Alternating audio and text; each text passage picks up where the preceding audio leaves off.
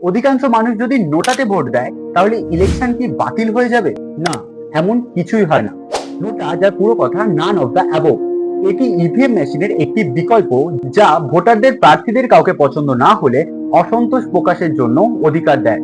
2013 সালে সুপ্রিম কোর্টের রায়ের পর রুল 49 এর পরিবর্তে ইভিএম মেশিনে নোটা আনা হয়, যার উদ্দেশ্য ছিল ভোটারদের রাইট টু রিজেক্ট দেওয়া।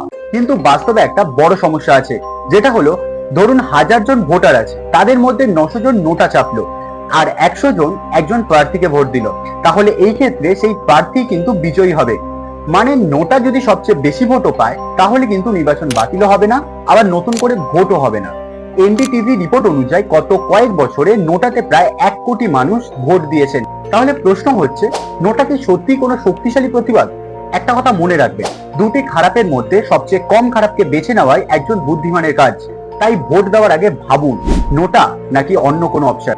এমনই তথ্যভিত্তিক কন্টেন্ট পেতে এক্ষুনি সাবস্ক্রাইব করুন।